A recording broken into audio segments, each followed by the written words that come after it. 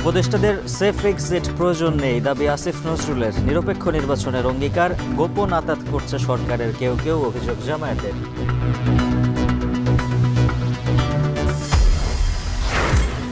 নির্বাচনে নিরাপত্তাই বড় চ্যালেঞ্জ, বিশৃঙ্খলা হলে ফের কেন্দ্র বাতিলের হুঁশিয়ারি সিইসির। গণভোট কখন সিদ্ধান্ত সরকারের, বলছেন বদিউল আলম। একসঙ্গে গণভোট নির্বাচন হলে বিভ্রান্ত হবে জনগণ, বলছেন বিশ্লেষকরা। রাষ্ট্রের বাড়তি খরচ বাঁচাতে একদিনে দুটি ভোট চায় বিএনপি। রাজনৈতিক আশীর্বাদ পুষ্টদের নেওয়া অবৈধ গ্যাস সংযোগকেই সংকট, দাবি জ্বালানি উপদেষ্টার। ব্যবসায়ীদের দায়িত্বহীনতায় দাম কমছে না এলপিজি সিলিন্ডারের। শিক্ষাবিদ ও কথা সাহিত্যিক সৈয়দ মনজুরুল ইসলামের প্রতি শহীদ মিনারে সর্বস্তরের শ্রদ্ধা। জানাজা শেষে দাফন মিরপুরে বুদ্ধিজীবী কবরস্থানে। তিনি বিশ্ব সাহিত্যের সঙ্গে বাংলা ভাষাভাষী মানুষদের পরিচয় করিয়ে দিয়েছেন। মঞ্জুর ইংরেজি ভাষাতেও তার সাহিত্য প্রকাশ করেছেন।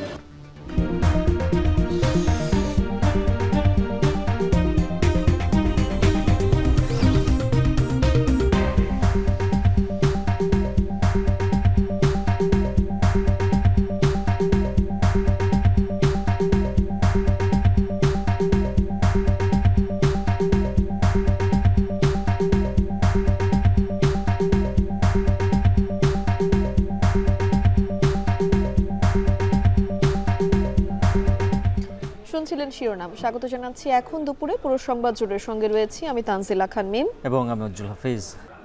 উপদেষ্টাদের কারো কোনো সেফ এক্সিট প্রয়োজন নেই বলে জানিয়েছেন আইন উপদেষ্টা ডক্টর আসিফ নজরুল। সকালে খসড়া জাতীয় মানবাধিকার কমিশন অধ্যাদেশ বিষয়ক জাতীয় পরামর্শ সভায় তিনি আরও বলেন, অনিয়ম, দুর্নীতি ও মানবাধিকার লঙ্ঘন থেকে জাতির সেফ এক্সিট প্রয়োজন। দুপুরে একই অনুষ্ঠানে পরিবেশ উপদেষ্টা সৈয়দা রিজওয়ানা হাসান বলেন, মানবাধিকার রক্ষা ও বাস্তবায়ন নির্ভর করে আইন শৃঙ্খলা বাহিনীর উপর। বিস্তারিত প্রতিবেদনে। শনিবার রাজধানীতে খসড়া জাতীয় মানবাধিকার কমিশন অধ্যাদেশ 2025 বিষয়ক জাতীয় পরামর্শ সভায় উঠে আসে দেশের মানবাধিকার পরিস্থিতি। সভায় অংশ নিয়ে গৃহায়ন ও গণপূর্ত উপদেষ্টা আদিলুর রহমান খান বলেন, বিগত সরকারের সময় বিচার বিভাগ থেকে শুরু করে মানবাধিকার কমিশন পর্যন্ত সবকিছুই অকার্যকর ছিল। বলেন, বাংলাদেশে যেন আগের মতো গুম, খুন, নির্যাতনের ঘটনা আর না ঘটে, সেজন্য সমন্বিত উদ্যোগের মাধ্যমে ভেঙে পড়া প্রতিষ্ঠানগুলোকে আবার দাঁড় করাতে হবে। গুম, বিচার বহির্ভূত হত্যাকাণ্ড, এই নির্যাতন, কাস্টোডিয়াল টর্চার এবং বিভিন্ন ধরনের যে মানবাধিকার লঙ্ঘনগুলো হয়ে থাকে প্রতিনিয়ত, সেই ব্যাপারগুলো দেখতে পারবে এবং আদালত সেই জন্য তৈরি হয়ে থাকবে, যেটা আমাদের ছিল না। আমরা তো সবাই আদালতের ভিকটিম। কালেকটিভ এফোর্টের মাধ্যমে আমাদের প্রতিষ্ঠানগুলিকে, ভেঙে পড়া প্রতিষ্ঠানগুলিকে আবার দাঁড় করানো যাবে। এই অল্প সময়ে আগামী নির্বাচনের আগে আমাদের এই কাজগুলো কিন্তু আমাদের সঠিকভাবে করে যেতে হবে। আর পরিবেশ উপদেষ্টা সৈয়দা রেজওয়ানা হাসান বলেন, মানবাধিকার আইনে যাই থাকুক, মানবাধিকার রক্ষা ও বাস্তবায়ন নির্ভর করে আইন শৃঙ্খলা বাহিনীর উপর। Just putting some people in the chair will not be enough. There has to be provision to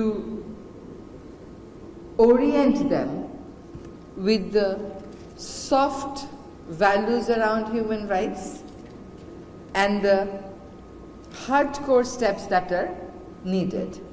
উপদেষ্টাদের কারো কোনো সেফ এক্সিটের প্রয়োজন নেই জানিয়ে আইন উপদেষ্টা ডক্টর আসিফ নজরুল বলেন, জাতির অনিয়ম, দুর্নীতি, মানবাধিকার লঙ্ঘন থেকে সেফ এক্সিট প্রয়োজন। তিনি বলেন, আগে বিচার বিভাগের প্রধান বিচারপতি থেকে শুরু করে অনেক বিচারপতিই গণতন্ত্র ধ্বংসে নেতৃত্ব দিয়েছে। আমরা উপদেষ্টারা খুব নিশ্চিতভাবে জানি আমাদের কারো কোনো সেফ এক্সিটের প্রয়োজন নাই। তবে বাংলাদেশের জাতি হিসাবে আমাদের সেফ এক্সিটের প্রয়োজন আছে।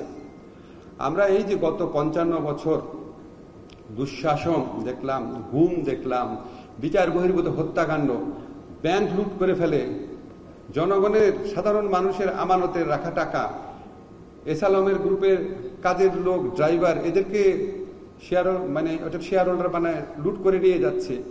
এরকম একটা ভয়াবহ, অসুস্থ, আত্মধ্বংসী রাষ্ট্র কাঠামো থেকে আমাদের সেফ এক্সিট প্রয়োজন। সরকার প্রাতিষ্ঠানিক সংস্কারের পথে অনেকটাই এগিয়েছে জানিয়ে বাকি সংস্কার পরবর্তী সরকার এসে করবে বলে জানান আইন উপদেষ্টা। আমি মনে করি এর মধ্যে সবচেয়ে ইম্পর্টেন্ট। আসিফ ইকবাল খান, এখন, ঢাকা।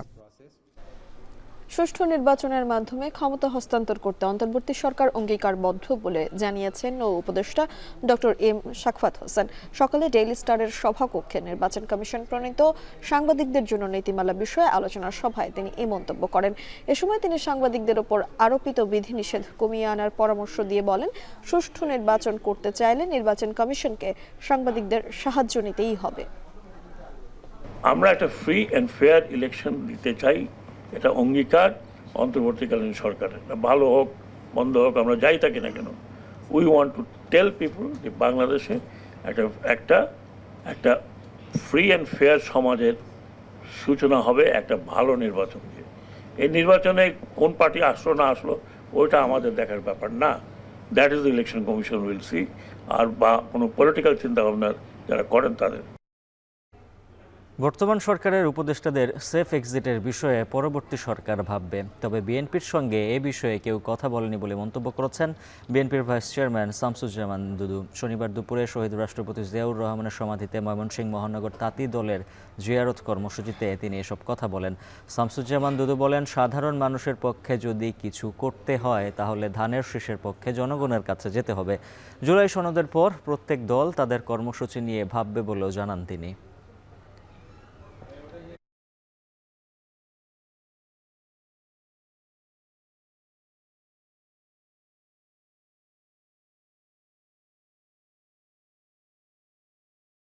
যারা এই সরকারে আছে, পরবর্তী সরকার স্বাভাবিক নিয়মে তাদের সেফ এক্সিটের বিষয়টি ভাববে। এই কারণে আইনগত বৈধতার প্রশ্ন যদি আসে তাহলে পার্লামেন্টে তার বৈধতা দিতে হবে। সেফ এক্সিট এই সরকার এবং এই সময়টা যেটা 5 আগস্ট পরবর্তীর যে সময়টা, এটি আগামী সরকারকে, যেটা আমার ধারণা ইতিমধ্যে ঐক্যমত কমিশন আলোচনা হয়েছে এবং কালকে জুলাই সনদ হিসেবে সেটা 15 তারিখে স্বাক্ষর হবে। স্বাক্ষরের মধ্য দিয়ে একটি জায়গায় যাতে আসতে পারবে বলে আমার ধারণা। পিআর পদ্ধতির জন্য গণভোট চাওয়া অযৌক্তিক বলে মন্তব্য করেছেন বিএনপি স্থায়ী কমিটির সদস্য আমির খসরু মাহমুদ চৌধুরী। রাজধানীর এক সেমিনারে অংশ নিয়ে তিনি আরো বলেন, যারা পিআর পদ্ধতিতে নির্বাচন চায় তাদের উচিত জনগণের কাছে গিয়ে ম্যান্ডেট আনা। পিআরের পক্ষে এটা তাদের দায়িত্ব হবে তাদের এজেন্ডাতে এনে জনগণের ম্যান্ডেট দিতে। ঐক্যমত্য কমিশন উইথ কনসেনসাস বিল্ডিং, অর্থাৎ যতটুকু ঐক্যমত হবে, আর যেখানে ঐক্যমত হবে না সেটা ক্লোজ করার তো দরকার নাই, সেটা প্রত্যেকটি দল তারা জনগণের কাছে নিয়ে যাবে।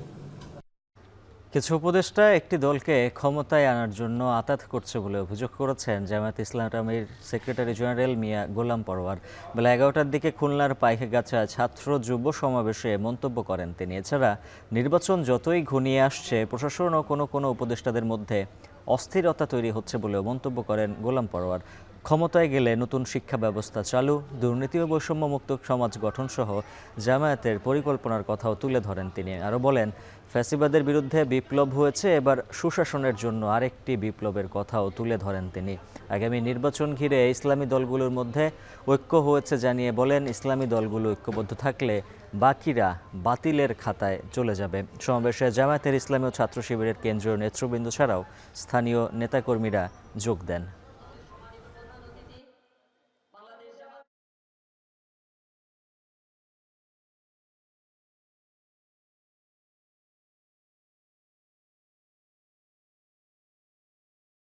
সচিবালয় আমলাদের মধ্যে এটা লক্ষ্য করুন, ইভেন উপদেষ্টাদের মধ্যে বিরঞ্জনকে দেখা যায় একটি দলের সাথে গোপন সম্পর্ক রেখে ভবিষ্যতে নির্বাচনে তাদের ক্ষমতা আনার জন্য মনে হয় যেন একটা গোপন ষড়যন্ত্র আপনারা করে ফাঁসিবাদের বিরুদ্ধে যুদ্ধ করেছি, আরেকটি যুদ্ধ হবে আমাদের দুর্নীতির বিরুদ্ধে।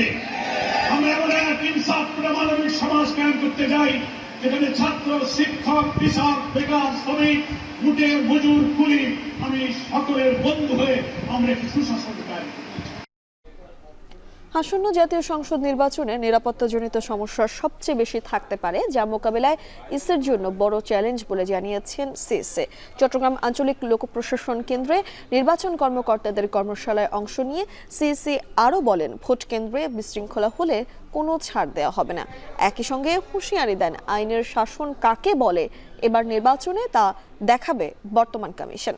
এছাড়াও নির্বাচন প্রক্রিয়ার সব লজিস্টিক সাপোর্ট ট্র্যাকিং এর আওতায় আনার কাজ করছে ইসি। আরও জানাচ্ছেন কাজী মাহফুজ।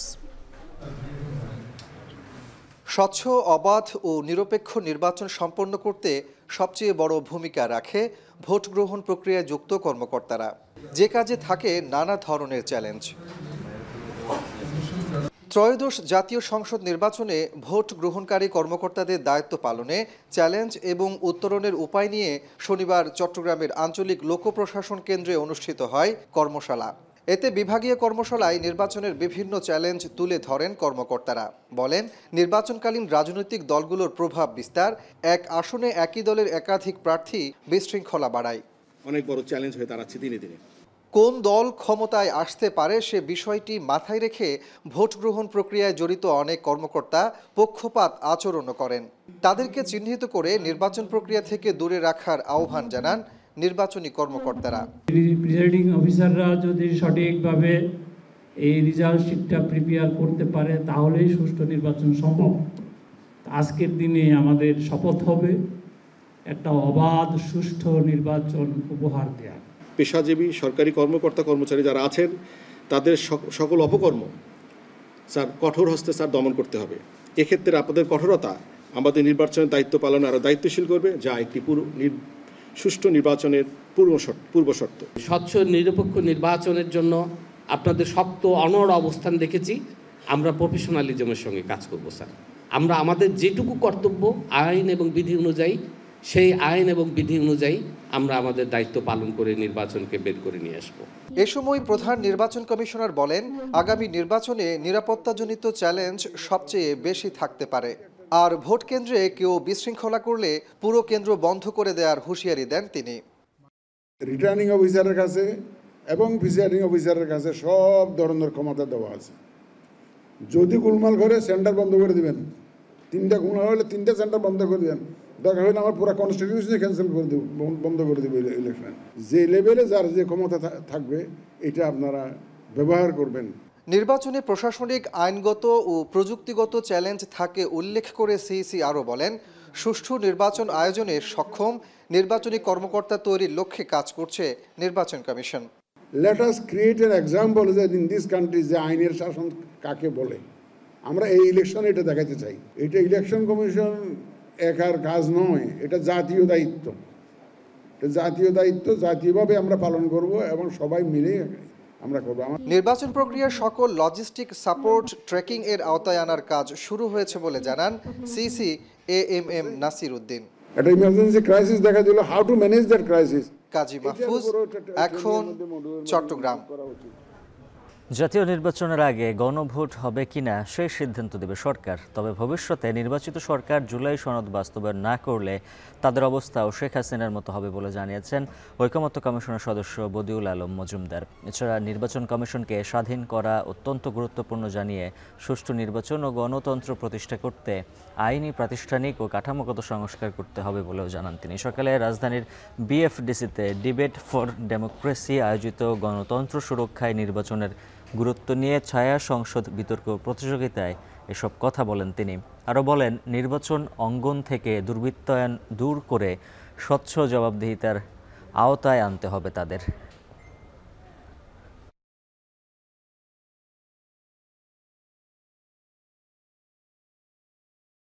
রাজনৈতিক দলগুলো যেই ঐক্যমত্য সৃষ্টি হয়েছে, জুলাই জাতীয় সনদ স্বাক্ষর করবে এবং এর ফলে একটা গণভোট হবে। গণভোটের মাধ্যমে জনগণের সম্মতি অর্জন করতে পারবে, যেন আপনাদের জীবন নির্ভর করে কারণ তা না হলে কিন্তু আপনার জীবন ঝুঁকিতে পড়তে পারে, আবারও যদি সেই রকম স্বৈরাচার প্রতিষ্ঠিত হয়। আগামীতে রাষ্ট্র ক্ষমতায় যারা আসবেন, যারা ক্ষমতা যাবার জন্য চেষ্টা করছেন, জনগণকে যারা তাদের নানা রকম ভাবে তাদের ম্যানিফেস্টোর যে বিভিন্ন অংশগুলো যারা বিভিন্ন জনগণের কাছে প্রচার প্রচারণা করছেন, আপনারা আপনাদের কমিটমেন্ট থেকে যদি বিচ্যুত হন, তাহলেই কিন্তু বাংলাদেশের জনগণ, বাংলাদেশের ছাত্র জনতা আবার কিন্তু 15 বছর অপেক্ষা করবে না। যে কোনো সময় কিন্তু বাংলাদেশে আবারও নতুন কোনো অভ্যুত্থান হবার একটা শঙ্কা রয়ে গেছে। একই দিন গণভোট ও জাতীয় নির্বাচন আয়োজন ঐক্যে পৌঁছানো যাচ্ছে না। সংস্কার বিরোধী অপশক্তি রুখতে ও রাষ্ট্রের অর্থ বাঁচাতে একই দিনে দুটি ভোট চায় বিএনপি। এদিকে রাজনৈতিক বিশ্লেষক দিলারা চৌধুরী মনে করছেন, একসাথে গণভোট ও জাতীয় নির্বাচন হলে জনগণের মাঝে ধোঁয়াশা তৈরির শঙ্কা থাকবে। অন্যদিকে সংবিধান সংস্কার কমিশনের সদস্য ডক্টর শরীফ ভূঁইয়া মনে করছেন, ভিন্ন মতের প্রস্তাবগুলো সমন্বয় না হলে গণভোট গৌণ হয়ে যেতে পারে। সাজিদ আরাফাতের প্রতিবেদন।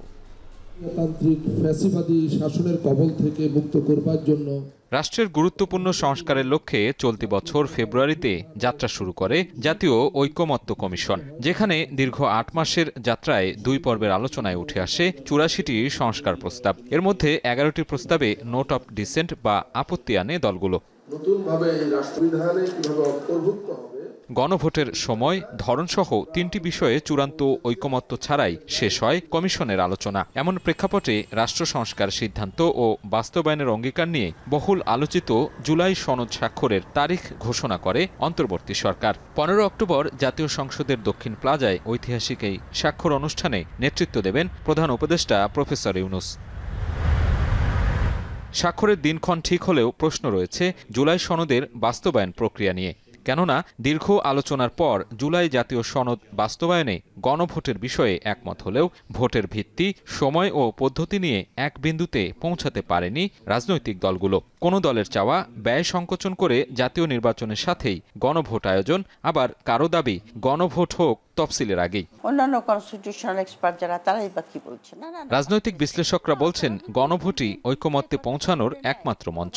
তবে গণভোট জাতীয় নির্বাচনের সাথে একই দিনে সমন্বয় করা হলে তা জনগণের মাঝে ধোঁয়াশা তৈরি করবে। গণভোট একই দিনে কেন হতে হবে? একই হওয়ার কারণটা কি? বলেছে খরচ বাঁচানোর জন্য। এটা তো একটা ফ্লিমজি গ্রাউন্ড। আর বাংলাদেশে কত টাকা খরচ হচ্ছে কত দিকে, তার কোনো হিসাব নাই। জনগণের রায়, গণভোট হলো ডিরেক্ট ডেমোক্রেসি, যেটাকে বলে, মানে সরাসরি জনগণ বলছে আমি এটা চাই, আমি এটা চাই না। এটার উপরে আর কোনো কথা হতে পারে না। এটা যখন গণভোটে একটা জিনিস পাস হয়ে যায়, সেটাকে বদলানো, সংযোজন, বিয়োজন করার অধিকার সংসদের নাই। জুলাই সনদ বাস্তবায়ন প্রক্রিয়া নিয়ে সংবিধান বিশেষজ্ঞরা বলছেন, গণভোটে নোট অফ ডিসেন্ট বা ভিন্নমতের প্রস্তাবগুলো সমন্বয় করে হবে নাকি সমন্বয় ছাড়াই হবে সে বিষয়ে সংশয় রয়ে গেছে। এক্ষেত্রে একমত না হলে পরবর্তী সংসদকে সংবিধান সংস্কারের ক্ষমতা দেয়া যেতে পারে। তবে সেক্ষেত্রে গণভোট গৌণ হয়ে যাওয়ার শঙ্কাও রয়েছে। সংস্কার প্রস্তাবগুলোকে সংস্কার প্রস্তাব হিসাবেই জনগণের কাছে নিয়ে যেতে হবে। জনগণের কাছে বলতে হবে যে আপনি পিআর পদ্ধতিতে উচ্চকক্ষ চান কিনা। বলা যাবে না যে কিন্তু এখানে আরো 5টি দলের নোট অফ ডিসেন্ট আছে বা 1টি দলের নোট অফ ডিসেন্ট আছে। কিন্তু অবশ্যই আপনি জনগণকে জানাবেন যে এই সংস্কার প্রস্তাব আপনি জনগণের কাছে নিয়েছেন, কিন্তু এই ব্যাপারে কিছু রাজনৈতিক দলের বা নাম দিয়েই যে এই সমস্ত দলের এই ব্যাপারে ভিন্ন মত আছে। তাহলেই আপনার গণভোটটা ট্রান্সপারেন্ট হবে এবং এই গণভোটটা একটা অর্থপূর্ণ গণভোট হবে। তবে জাতীয় নির্বাচনের দিনই গণভোট আয়োজনের সপক্ষে যুক্তি দিলেন এই রাজনীতিবিদ। এই হানা ভোট হবে, কোনো অপশক্তি এটাকে বানচাল করার চেষ্টা করবে না, কিংবা যারা চান না যে সংস্কার হোক সেই অপগোষ্ঠী, সে সমস্ত দুষ্কৃতিকারীরা যারা এই দেশ থেকে পালিয়ে গেছেন পতিত স্বৈরাচারের, তাদের লোকজনরা এসে আপনার এই সংস্কারের বিরুদ্ধে এসে নাতে ভোট দিয়ে যাবেন। আমি মনে করি যে এটা এক ধরনের ব্লান্ডার হতে পারে। একই দিন জাতীয় সংসদ নির্বাচনের সময় হানা ভোট যদি অনুষ্ঠিত হয়, তাহলে সরকারের শত শত কোটি টাকা বেঁচে যাবে। সব জল্পনাকে পাশ কাটিয়ে দেশের অন্তর্নিহিত সম্ভাবনা আর গণতন্ত্রকে সুসংহত করতে জুলাই সনদ অন্যতম পাথেয় হবে বলে মত বিশ্লেষকদের। আর তাই রাজনৈতিক দলগুলোকে নমনীয় হয়ে জনগণের মতামতকে গুরুত্ব দেওয়ার তাগিদ তাদের। সাজিদ আরাফাত, এখন, ঢাকা। সর্বস্তরের শ্রদ্ধা ও ভালোবাসায় বিদায় নিলেন শিক্ষাবিদ ও কথা সাহিত্যিক সৈয়দ মঞ্জুরুল ইসলাম। সকালে কেন্দ্রীয় শহীদ মিনার ও ঢাকা বিশ্ববিদ্যালয়ে তার প্রতি শ্রদ্ধা নিবেদন করেন বন্ধু, স্বজন, সহকর্মী ও শিক্ষার্থীরা। বাদ জোহর বিশ্ববিদ্যালয় মসজিদে জানাজা শেষে দাফনের জন্য তার মরদেহ নেওয়া হয় মিরপুর বুদ্ধিজীবী কবরস্থানে। বিস্তারিত প্রতিবেদনে।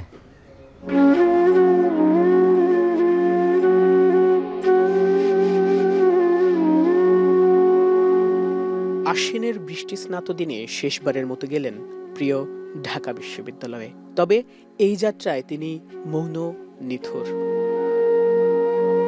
ছাত্রজীবন থেকে শিক্ষকতা, 4 দশকেরও বেশি সময় প্রিয় এই প্রাঙ্গণে কাটিয়েছেন সৈয়দ মঞ্জুরুল ইসলাম। কারো প্রিয় শিক্ষক, কারো প্রিয় লেখক। সকালে অপরাজেয় বাংলার পাদদেশে তাকে শেষবারের মতো ফুলেল শ্রদ্ধা জানান শিক্ষক ও শিক্ষার্থীরা। বিদায় জানান শ্রদ্ধা, ভালোবাসা আর চোখের জলে। সামনে কি পড়াবেন, আমাদের সহপাঠী যারা ছিল ওদের বলেছেন যে পূজার পরে আমরা বন্ধের পরে এই টপিকগুলো পড়ব, কিন্তু সেই সিলেবাসটা হয়তো আজীবনই অসমাপ্ত থেকে যাবে। তিনি খুব নিভৃত থাকতে পছন্দ করতেন, এক্সপোজার মতেই পছন্দ করতেন না। আপনারা সেটার সম্মান রেখেছেন এবং আপনারা হসপিটালে গেছেন ঠিকই, কিন্তু কোনো অবস্থায় আমাদেরকে বিরক্ত করেন নাই। তার জন্য অনেক অনেক ধন্যবাদ জানাচ্ছি আপনাদের।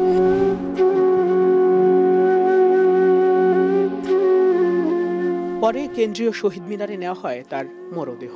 জাতীয় কবিতা পরিষদের আয়োজনে পথিতদশা এই কথা সাহিত্যিককে শেষবারের মতো দেখতে বৃষ্টি উপেক্ষা করে ছুটে আসেন সহকর্মী ও শুভানুধ্যায়ীরা। স্যারের এই রেখে যাওয়া যদি আমরা কিছুটা হলেও অনুসরণ করি, আমরা তাহলে সেই মানুষটা শান্তি পাবেন।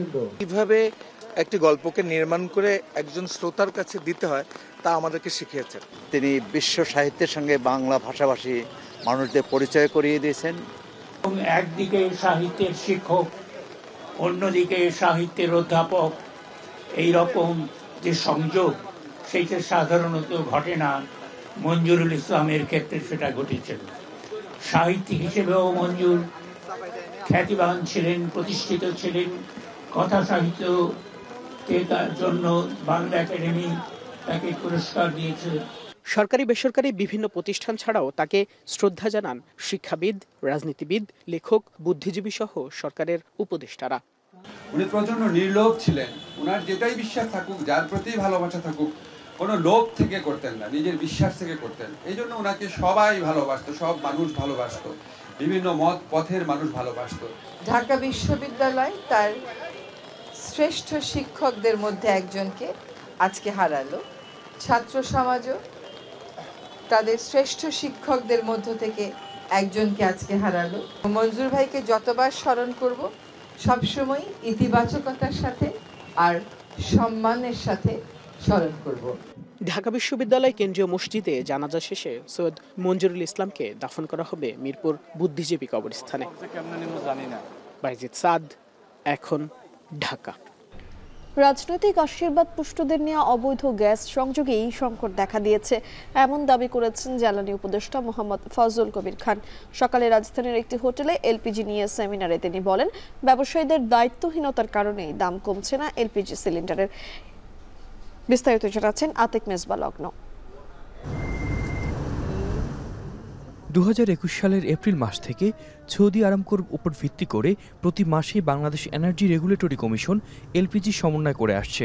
এতে দেখা যায় দাম কমানো হলেও কখনো সেই দামে ভোক্তা এলপিজি সিলিন্ডার কিনতে পারেন না। ভোক্তা পর্যায়ে নির্ধারিত মূল্যের চেয়ে 200 থেকে 250 টাকা বেশিতে বিক্রি হচ্ছে এলপিজি। সেখানে কেন দেশে এলপিজির বাজারে এই অবস্থা? নিয়ন্ত্রণহীন বাজারের পেছনে কারা?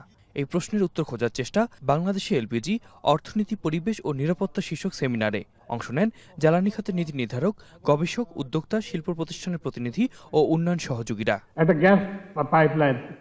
বিদ্যুৎ, জ্বালানি ও খনিজ সম্পদ উপদেষ্টা রাজনীতিবিদ ও ব্যবসায়ীদের দায়ী করলেন। বললেন, খুচরা পর্যায়ে 12 কেজি সিলিন্ডারের মূল্য 1000 টাকার নিচে থাকা উচিত। এলপিজির দামটা কমানোটাই হচ্ছে চ্যালেঞ্জ, এবং এই জন্য কিন্তু সবাইকে কাজ করতে হবে এবং ব্যবসায়ীদেরকে এখানে দায়িত্বশীলতার পরিচয় দিতে হবে। এই যে আপনাদের প্রফিট এবং বিদেশে সম্পদের পাহাড় গড়ে তোলার যে এবং এই যে টাকা পাচারের যে সংস্কৃতি, সেটা থেকে বেরিয়ে আসতে হবে। বিপুল সংখ্যক অবৈধ সংযোগ দেওয়া হয়েছে, অসংখ্য অবৈধ সংযোগ দেওয়া যায়, শিল্পে, বাসা বাড়িতে, এবং এগুলো সমস্ত এই কাজগুলো অপকর্মগুলো করেছেন আমাদের রাজনীতিবিদরা। মূল্য নিয়ন্ত্রণের পাশাপাশি জ্বালানি খাতে ঝুঁকি কমাতে কঠোর নিরাপত্তা নীতিমালা ও সচেতনতা বাড়ানোর তাগিদ দেন আলোচকরা। আমার যেমন জ্বালানি নিরাপত্তা নেই, আপনার পুঁজির সিকিউরিটি নেই, তাহলে আমি এক হচ্ছি না কেন? আপনি আমার সেবা দেবেন, আমি আপনার সেবা নেব। আপনার মধ্যে একটি ব্রিজ তৈরি হতে হবে, যে ব্রিজ দিয়ে যে বাধা তৈরি হয়েছে আপনার পণ্যের বাজার সম্প্রসারণ এমনিই হবে, এইরকম অনুষ্ঠান ডেকে করার দরকার হবে না। আমরা মনে করি এলপিজি সেক্টর যেহেতু গ্রোয়িং সেক্টর, এখানে দুর্ঘটনা ঘটার সম্ভাবনা থাকবে। আমরা একটু রিকোয়েস্ট করব সব পর্যায়ে, আপনারা আমাদের সাথে সমন্বয় করে প্রশিক্ষণের ব্যবস্থা গ্রহণ করুন। আমরা প্রশিক্ষণ দিতে চাই। আমাদের সারা বাংলাদেশে 537টি স্টেশন আছে এবং গ্র্যাজুয়ালি এটা বেড়ে প্রায় 997 স্টেশন হবে।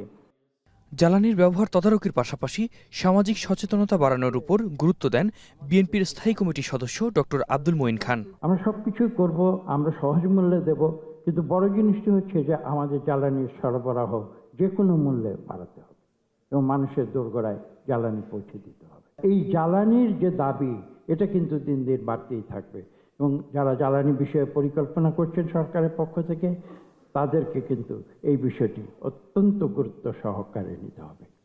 ভোক্তা ভোগান্তি কমাতে সংশ্লিষ্ট সংস্থার সঙ্গে কাজের আশ্বাস দেন বাংলাদেশ এনার্জি রেগুলেটরি কমিশনের চেয়ারম্যান। লাইসেন্স ফি কমানোর পরিকল্পনার কথাও জানান তিনি। যে ভোক্তা যেন বেশি দাম না দেয়, যে দামটা দেওয়া উচিত, এবং সেক্ষেত্রে আমাদের ভূমিকা বা বিইআরসির ভূমিকা, তো আপনাদের সহযোগিতায় এবং সকলের সহযোগিতায় আমরা চেষ্টা করব যাতে ভোক্তা বান্ধব ভূমিকা আমরা পুরোপুরি পালন করতে পারি এবং ভোক্তারা যেন যে দাম দেওয়া উচিত তার চেয়ে বেশি দাম দিতে না হয়। সমন্বিত উদ্যোগ আর মাঠ পর্যায়ে তদারকি দ্রুতই মূল্যবৃদ্ধির লাগাম টেনে ধরবে বলে আশা প্রকাশ করেন আলোচকেরা। আমাদের এখানে এই সেক্টর 20% অ্যানুয়ালি গ্রোথ করছে। আতিক মেজবা লগ্ন, এখন ঢাকা। সেকশন নির্বাচন সামনে রেখে ক্যাম্পাসে জোরদার করা হচ্ছে নিরাপত্তা ব্যবস্থা। সকাল থেকে গুরুত্বপূর্ণ পয়েন্টগুলোতে টহল দিচ্ছে পুলিশ ও র্যাব। এদিকে জমজমাট প্রচারণার মধ্যে আজও প্রার্থীদের বিরুদ্ধে আচরণবিধি লঙ্ঘনের অভিযোগ উঠেছে। অন্যদিকে ডাকসুতেও চলছে নানা প্রচারণা। প্রতিশ্রুতিতে ভোটারদের মন জয়ের চেষ্টা করছেন প্রার্থীরা। বিস্তারিত প্রতিবেদনে। ঘনিয়ে আসছে চাকসু ও রাকসু নির্বাচন। সকাল থেকেই উৎসবমুখর পরিবেশে চলছে নির্বাচনের প্রচারণা। সুষ্ঠু ও নিরপেক্ষ ভোটের মাধ্যমে প্রতিনিধি নির্বাচনের প্রত্যাশা শিক্ষার্থীদের। নির্বাচন যতই ঘনিয়ে আসছে ততই সরগরম হচ্ছে ক্যাম্পাস। নির্বাচন কমিশন জানায়, চাকসু নির্বাচনে শৃঙ্খলা রক্ষায় 9 জন ম্যাজিস্ট্রেটের নেতৃত্বে কাজ করবে ভ্রাম্যমাণ আদালত। এরই মধ্যে ক্যাম্পাসে টহল শুরু করেছে পুলিশ ও র্যাব। কাজ করবে বিএনসিসি সহ নিরাপত্তা রক্ষীরাও, তবে থাকছে না সেনাবাহিনী। আমরা 5টা ভবনে 5 জন ম্যাজিস্ট্রেট নিয়োগ দিয়েছি, যাতে করে আমরা যে কোনো অ্যাডভার্স সিচুয়েশন আল্লাহ না করুক যেন আমরা ফেস করতে পারি। প্লাস বাহিরে মানে গেটের বাইরে এবং রাস্তায় 4 জন মোবাইল কোর্ট হবে, 4টা মোবাইল কোর্ট হবে 4 জন ম্যাজিস্ট্রেটের নেতৃত্বে। এটি হলো এই জন্য যে আমরা পরিপূর্ণভাবে একটা মানে নিরাপত্তা চাদরে ঢেকে ফেলছি বিশ্ববিদ্যালয়। এদিকে আজও নির্বাচন কমিশনে আচরণবিধি লঙ্ঘনের আলাদা দুটি অভিযোগ দিয়েছে বৈচিত্র্যের ঐক্য প্যানেলের প্রার্থীরা। লিখিত অভিযোগ দিয়েছি। আবার যে শিবির সমর্থিত জিএস পদপ্রার্থী হাবিব গত বৃহস্পতিবার সে ক্রিমিনোলজি ডিপার্টমেন্টে গিয়ে প্রচারণা করেছে এবং শিক্ষার্থীদের থেকে সে ভোট চেয়েছে। প্রচারণায় এগিয়ে রাকসুও। প্রার্থীদের জোর প্রচারণায় মুখর ক্যাম্পাসের গুরুত্বপূর্ণ পয়েন্টগুলো। আচরণবিধি মেনেই প্রচারণা চালাচ্ছেন প্রার্থীরা। এ সময় আবাসিক খাবার, আবাসন ও স্বাস্থ্যসেবার মান উন্নয়ন সহ লাইব্রেরি সুবিধা বাড়ানোর প্রতিশ্রুতিও দেন তারা। নির্বাচন কেন্দ্রিক আমরা যারা প্রার্থী আছি সবাই সর্বোচ্চটা চেষ্টা করতেছি সবার কাছে পৌঁছানোর জন্য। যারা ডিসেবল কমিউনিটির স্টুডেন্ট আছে তাদের জন্য কাজ করা। এছাড়া আমি আমাদের বিশ্ববিদ্যালয়ে যারা পিছিয়ে পড়া স্টুডেন্ট আছে তাদেরকে নিয়ে কাজ করতে চাই। 25 তারিখের আগে যে একটা আচরণবিধি ভঙ্গর একটা নানা ইস্যু ছিল, 16 তারিখের আগে যেমন না হয় আমরা এটা স্বতন্ত্র প্রার্থী হিসেবে বিশেষভাবে আহ্বান রইল। এরই মধ্যে যাবতীয় প্রস্তুতি সম্পন্ন করা হয়েছে বলে জানিয়েছেন প্রধান নির্বাচন কমিশনার।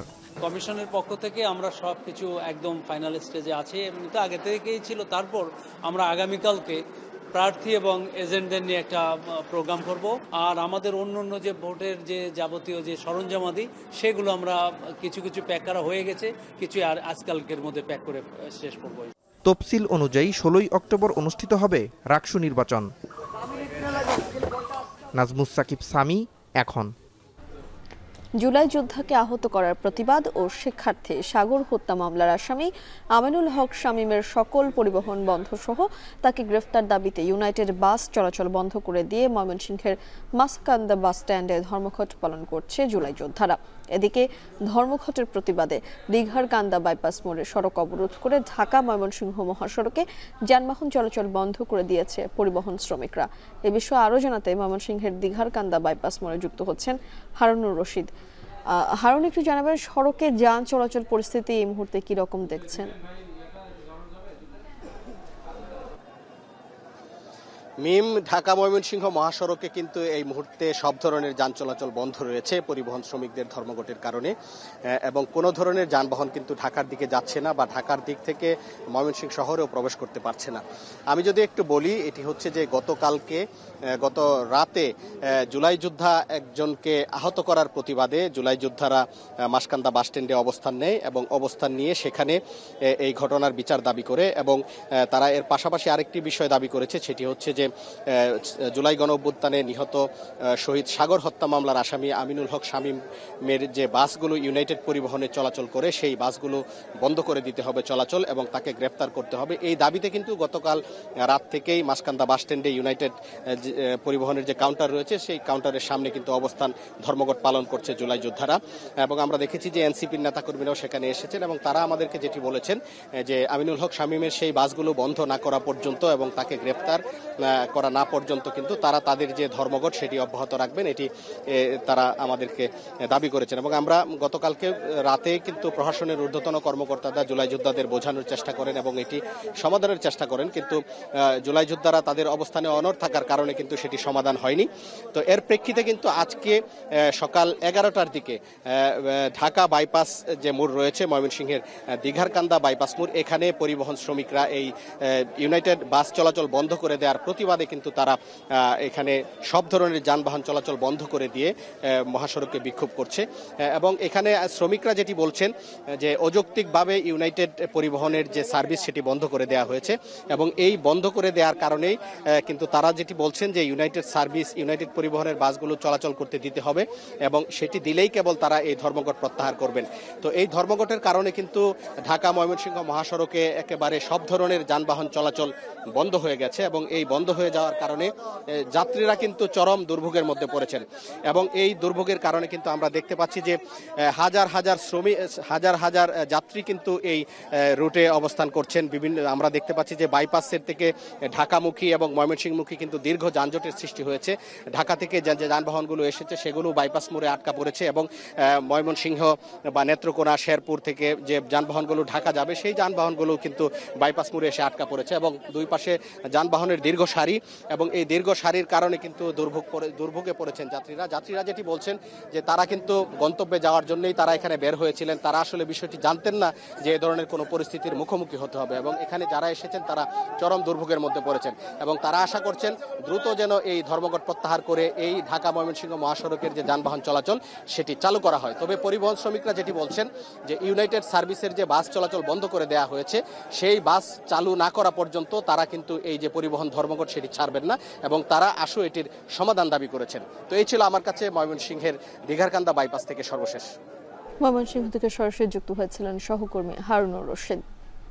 গাজামুখী নৌবহরে অংশ নিয়ে ইসরায়েলি বাহিনীর হাতে আটক, এরপর ঠাঁই হয় সে দেশের কারাগারে। তবে সেখান থেকে মুক্ত হয়ে তুরস্ক হয়ে অবশেষে দেশে পৌঁছেছেন আলোকচিত্রী, লেখক ও মানবাধিকার কর্মী শহীদুল আলম। বলেন, স্বাধীন ফিলিস্তিন গঠনের আগ মুহূর্ত পর্যন্ত সংগ্রাম চালিয়ে যেতে হবে বিশ্ববাসীকে। হোসেন জাহিদের প্রতিবেদনে বিস্তারিত। ইসরায়েলি কারাগার থেকে মুক্ত হয়ে শুক্রবার স্থানীয় সময় বিকেলে তুরস্কের ইস্তানবুলে পৌঁছান বাংলাদেশি আলোকচিত্রী ও মানবাধিকার কর্মী শহীদুল আলম। সেখান থেকে তুর্কি সরকারের সহায়তায় শনিবার ভোরে ফিরলেন নিজ বাসভূমে। বিমানবন্দরে অবতরণের পর বন্ধু স্বজন সহকর্মীদের আলিঙ্গনে আবদ্ধ হন তিনি। গাজা উপকূলে পৌঁছানোর আগ মুহূর্তে ইসরায়েলি সেনাদের হাতে আটক হয়েছিলেন শহীদুল আলম। সেখানে ইসরায়েলি সেনাদের মানসিক ও শারীরিক অত্যাচারের শিকার হন তিনি। তবে গাজাবাসীর কষ্টের তুলনায় সেসব নগণ্য হিসেবেই দেখতে চান এই মানবাধিকার কর্মী। আমি যেতে পেরেছি, অনেকে যেতে পারিনি, অনেকে আমার সাথে যোগাযোগ করেছিল, তারা যেতে চেয়েছে। আমি মনে করি আরও হাজার এরকম ফ্লোটিলা যাওয়া দরকার, এবং যতক্ষণ না ফিলিস্তিন মুক্ত না হবে আমাদের এই সংগ্রাম চালিয়ে যেতে হবে। যুদ্ধ বিধ্বস্ত গাজা উপত্যকায় মানবিক সহায়তা সামগ্রী প্রবেশে ইসরায়েলি অবরোধ ভাঙার প্রত্যয় নিয়ে ফ্রিডম ফ্লোটিলা বহরের কনসায়েন্স নামের জাহাজে করে যাত্রা করছিলেন 93 জন অধিকার কর্মী। তাদের একজন হতে পেরে শহীদুল আলমের গর্ব যেমন আছে, তেমনি শুভাকাঙ্ক্ষীদের প্রতি আছে দরদও। বাংলাদেশি যারা সারা পৃথিবীর থেকে সাড়া দিয়েছে, দোয়া করেছে, ভালোবাসা পাঠিয়েছে, তাদের কাছে আমি কৃতজ্ঞ। আমি তুরস্ক এয়ারলাইন্স আমাদের আসার ব্যবস্থা করে দিয়েছে, তাদের কাছে ধন্যবাদ জানাই। আমাদের দেশের সরকার যেভাবে সাড়া দিয়েছেন, ইস্তানবুলে আমাকে গ্রহণ করেছেন, একদম আমার সাথে কোনো যোগাযোগ করার কিছু ছিল না, সেগুলির ব্যবস্থা করে দিয়েছেন, সেগুলির জন্য ধন্যবাদ। গাজায় আপাতত যুদ্ধবিরতি শুরু হয়েছে, তবে স্বাধীন ফিলিস্তিন গঠনের আগ মুহূর্ত পর্যন্ত বিশ্ববাসীর সরব ভূমিকা রাখার আহ্বান জানান শহীদুল আলম। কিন্তু গাজা মুক্ত হয়নি, গাজার মানুষরা এখনো আক্রান্ত, তাদের উপর এখনো নির্যাতন চলছে, এবং সেটা যতক্ষণ না হয় আমাদের কাজ কিন্তু শেষ হয়নি। হোসেন জাহিদ, এখন ঢাকা। আগামী সোমবার হামাস ইসরায়েলি জিম্মিদের মুক্তি দেবে বলে মন্তব্য করেছেন মার্কিন প্রেসিডেন্ট ডোনাল্ড ট্রাম্প। শুক্রবার ওভাল অফিসে সাংবাদিকদের এই তথ্য জানিয়েছেন তিনি। এদিকে অস্ত্রবিরতির কার্যকর হওয়ার পর ধীরে ধীরে থেকে গাজার উত্তরাঞ্চলে ফিরতে শুরু করেছেন ঘর ছাড়া ফিলিস্তিনিরা। যদিও যুদ্ধবিধ্বস্ত অঞ্চলটিতে অবশিষ্ট নেই কোনো অবকাঠামোই, এমন প্রেক্ষাপটে গাজার শাসন ব্যবস্থায় ভিনদেশি কোনো শক্তির প্রভাব কোনোভাবেই মেনে নেওয়া হবে না বলে জানিয়েছে হামাস। প্যালেস্টিয়ান জিহাদ ও পিএফএলপির মতো কয়েকটি সংগঠন পাশাপাশি গেল 2 বছরে উপত্যকাটিতে ইসরায়েল যে গণহত্যা ও যুদ্ধাপরাধ করেছে তার স্বাধীন ও নিরপেক্ষ তদন্ত দাবি করেছে গাজা কর্তৃপক্ষ। অন্যদিকে গাজার ত্রাণ সরবরাহ সচল করতে সীমান্ত খুলে দেওয়ার আহ্বান জানিয়েছে ফিলিস্তিনে জাতিসংঘের সহায়তা সংস্থা। তারা বলছে গাজায় প্রবেশের জন্য ত্রাণ বোঝাই 6000 ট্রাক প্রস্তুত আছে।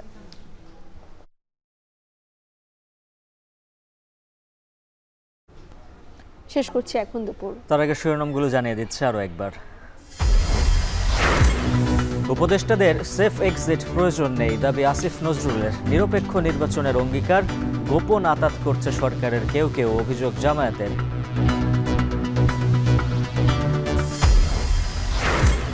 নির্বাচনের নিরাপত্তায় বড় চ্যালেঞ্জ, বিশৃঙ্খলা হলে ফের কেন্দ্র বাতিলের হুঁশিয়ারি সিএসির। গণভোট কখন সিদ্ধান্ত সরকারের, বলছেন বদিউল আলম। একসঙ্গে গণভোট নির্বাচন হলে বিভ্রান্ত হবে জনগণ, বলছেন বিশ্লেষকরা। রাষ্ট্রের বাড়তি খরচ বাঁচাতেই একদিনে 2টি ভোট চায় বিএনপি। রাজনৈতিক আশীর্বাদ পুষ্টদের নেওয়া অবৈধ গ্যাস সংযোগেই সংকট, দাবি জ্বালানি উপদেষ্টার। ব্যবসায়ীদের দায়িত্বহীনতায় দাম কমছে না এলপিজি সিলিন্ডারের। শিক্ষাবিদ ও কথাসাহিত্যিক সৈয়দ মনজুরুল ইসলামের প্রতি শহীদ মিনারে সর্বস্তরের শ্রদ্ধা। জানাজা শেষে দাফন মিরপুরে বুদ্ধিজীবী কবরস্থানে। তিনি বিশ্ব সাহিত্যের সঙ্গে বাংলা ভাষাভাষী মানুষদের পরিচয় করিয়ে দিয়েছেন। মঞ্জুর ইংরেজি ভাষাতেও তার সাহিত্য প্রকাশ করেছেন। শেষ করছি এখন দুপুর। এখন টেলিভিশন ওয়েবসাইটে দেখতে ভিজিট করুন এখন.tv।